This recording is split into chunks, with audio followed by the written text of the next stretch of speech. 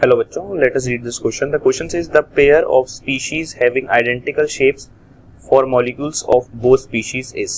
तो हमारे पास में पहला ऑप्शन है XeF2 and CO2, सेकंड है BF3 and PCl3, थर्ड है PF5 and IF5, फोर्थ है CF4 and SF4. तो इस क्वेश्चन को सॉल्व करने के लिए जो की कॉन्सेप्ट हम लोग यूज करेंगे,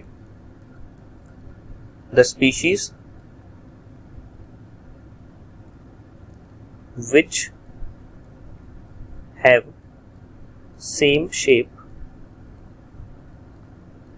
are called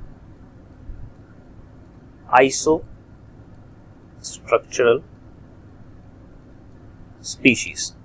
तो ऐसी स्पीशीज जिनके शेप जो है सेम होते हैं हमें आइसोस्ट्रक्चरल स्पीशीज कहते हैं. तो हमें देखना है कि इनमें से कौन सा जो पेयर है उन दोनों का शेप सेम है. ये एक स्ट्रेट फॉरवर्ड क्वेश्चन है सबसे पहले, तो हम लोग इसको बहुत इजीली सॉल्व कर लेंगे. तो पहला हमारे पास में पेयर है XeF2 एंड CO2. तो XeF2 का अगर हम लोग स्ट्रक्चर बनाएंगे तो XeF2 का स्ट्रक्चर किस तरीके से बनेगा.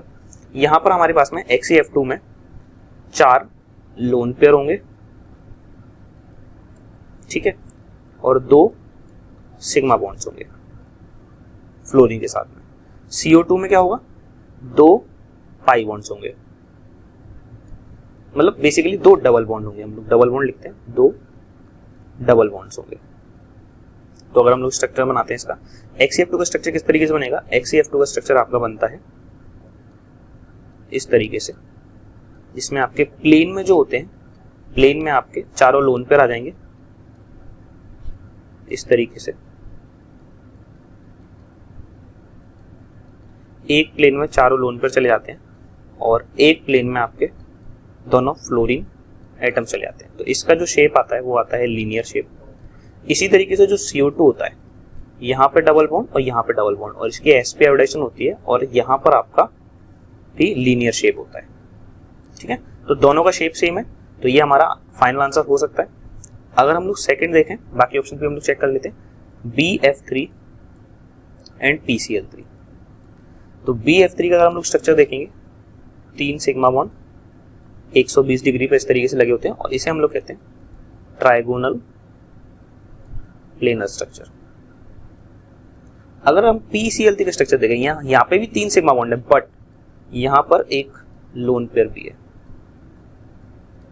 और इसे हम लोग कहते हैं टेट्रागोनल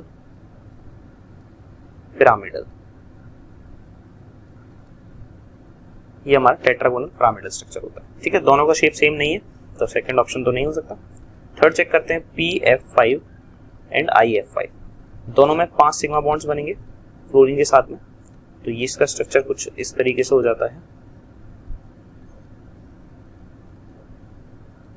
इसे हम लोग बोलते हैं ट्राइगोनल बाइपिरामिडल, ट्राइगोनल